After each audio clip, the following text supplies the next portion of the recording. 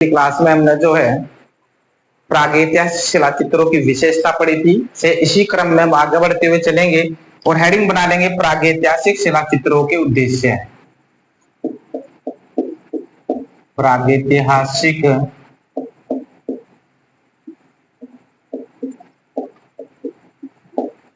शिला चित्रों के उद्देश्य। तो हम देखेंगे उद्देश्य जो है क्या क्या जो है उद्देश्य रहे आदि मानव के चित्र बनाने में जो है क्या क्या जो है उद्देश्य रहे। तो सबसे पहले हम देखेंगे कि प्रागैतिहासिक शिला चित्रों में जो है आदि मानव की जो है दैनिक जीवन को जो है दर्शाया गया है। दैनिक जीवन को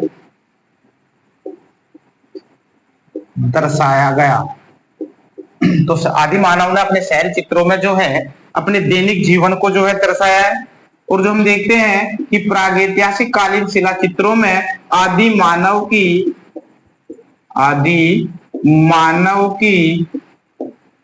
भावनाएं निहित थी। भावनाएं निहित थी।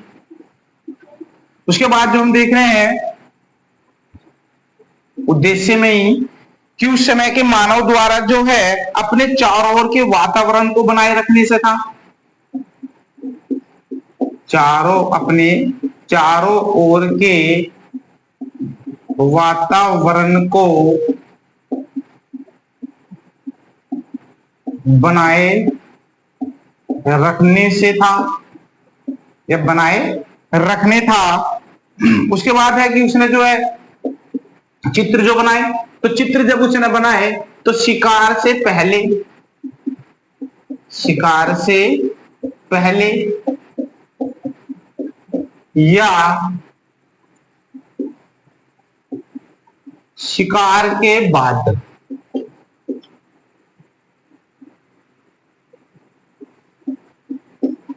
चित्र बनाए।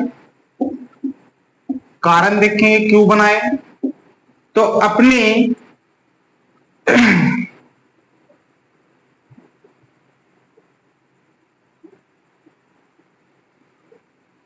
कारण में लिखेंगे अपने विजय के इतिहास को सजोए रखने के लिए। तो उसने जो अपने शिकार पर जो उसने विजय प्राप्त करी उसे सजोए रखने के लिए जो उसने आदि मानव ने जो है चित्र जो है बनाए थे। और बताया गया कि से इस काल का जो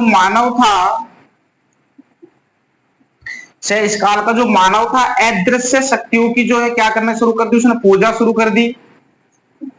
अदृश्य शक्ति की पूजा की। से क्यों की, कारण क्या था, भयवश। इस वजह से भयवश, क्योंकि उस समय के मानव को नहीं पता था कि रात क्यों हो जावे है, दिन क्यों हो जावे है, वर्षा किस लिए जो है वर्षा हो गए है, से भूकंप किस लिए आ रहा है, से तूफान किस लिए आ रहा है, बिजली क्यों कड़क रही है। इस भय के कारण जो उसने जो अदृश्य शक्तियों की जो पूजा शुरू कर दी। और जो है जब इन अदृश्य शक्तियों की पूजा शुरू करी तो उसने जो है कुछ जो है प्रतीक चिन्हों का जो है प्रयोग करा, जैसे स्वास्तिक का चिन्ह,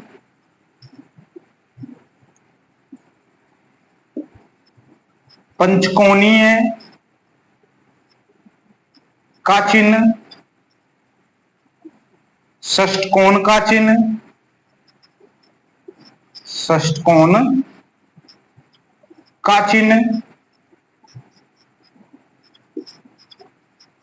पिप्पल का चिन्ह या पिप्पल के पत्ते का चिन्ह, उसी में कमल का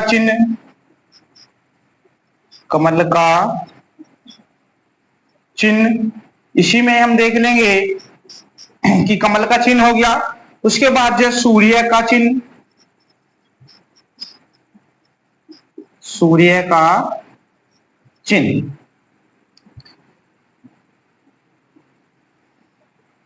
इसी में लिखेंगे कि इनका जो प्रयोग है किसमें करा उसने, तंत्र मंत्र में। तो इन प्रतीक चिन्हों का प्रयोग किसमें करा, तंत्र मंत्र में जो है इसका जो है प्रयोग करा से, और इनका चित्रण भी करा। ये चित्र जो करा तो क्या कहलाया, प्रतीकात्मक जो है चित्र जो है कहलाया। चलेंगे हेडिंग बना लेंगे अब।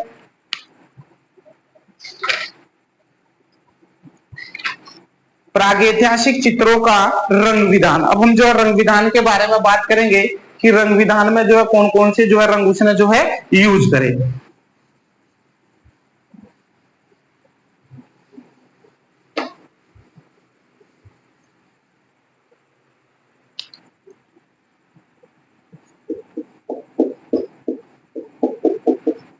प्रागैतिहासिक शिला चित्रों का रंग विधान। चलेंगे रंग विधान देखेंगे।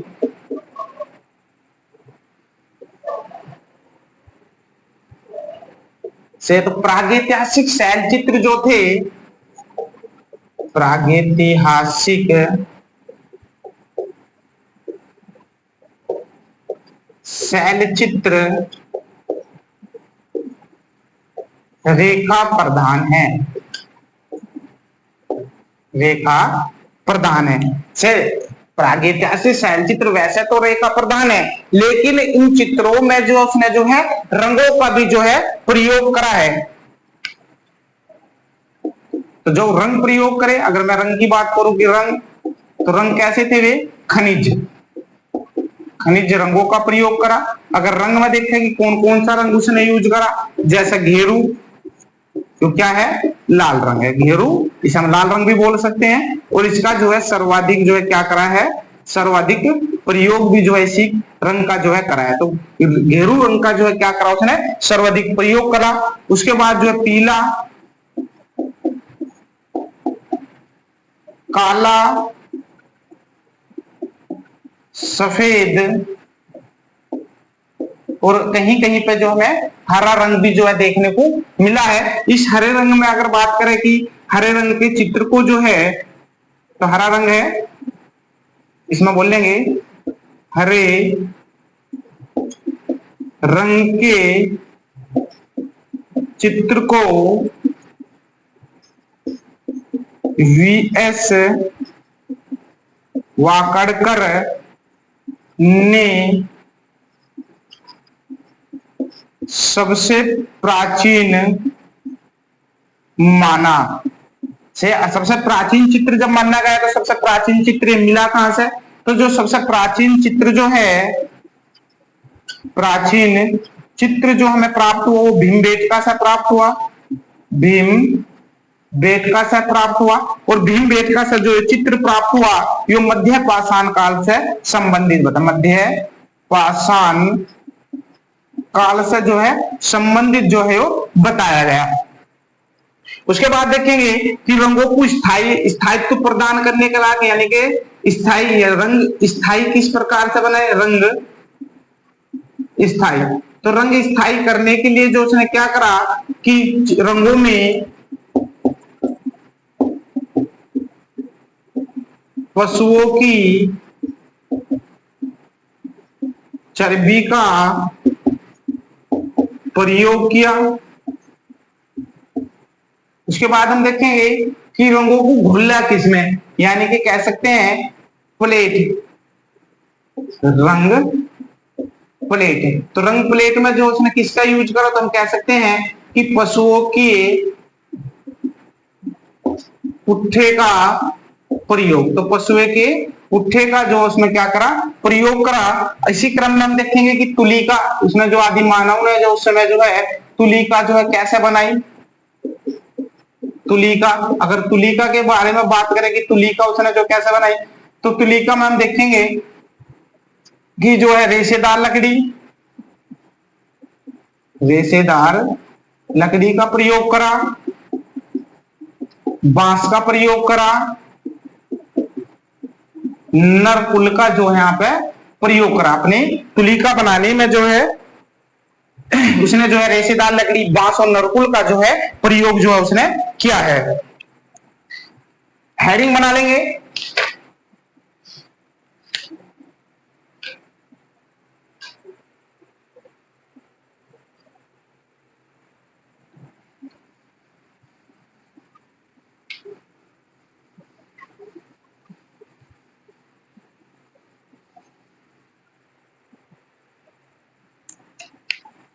हेडिंग बना लेंगे, प्रागैतिहासिक शिला चित्रों से संबंधित पुस्तक एवं लेखक।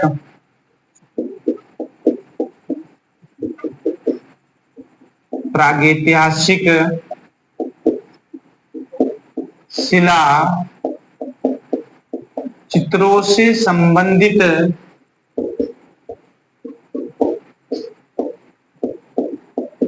पुस्तक एवं लेखक। तो कुछ हमारी महत्वपूर्ण पुस्तकें हैं जो क्वेश्चन में आ जाती है, उनके लेखक भी जो है यहाँ पे बूझ ले जाते हैं। जैसे भारतीय प्रागैतिहासिक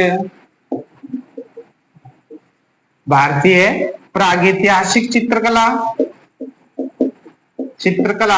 तो किसने लिखी? तो हम कहेंगे डॉक्टर जगदीश गुप्त ने लिखी। तो 1967 ईस्वी में जो है डॉक्टर जगदीश गुप्त ने जो है ये पुस्तक लिखी। उसके बाद अगली पुस्तक पर चलेंगे। तो अगली पुस्तक जो है the rock painting of Mahadev hills, the rock painting of Mahadev hills,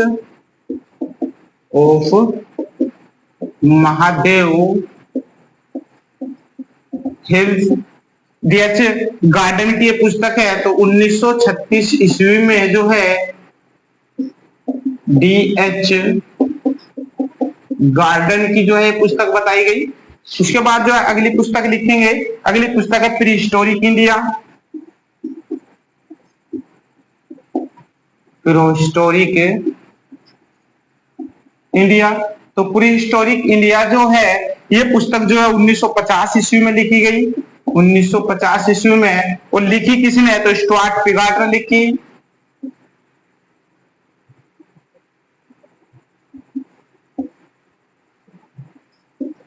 पिगाट ने जो है ये पुस्तक लिखी। अगली पुस्तक लिखेंगे प्री हिस्टोरिक पेंटिंग। तो ये बार्ड्रिक महोदय की पुस्तक है। तो 1958 ईस्वी में जो है बार्ड्रिक महोदय ने जो है पुस्तक लिखी। उसके अगले वाली पुस्तक देखेंगे इंडियन पेंटिंग,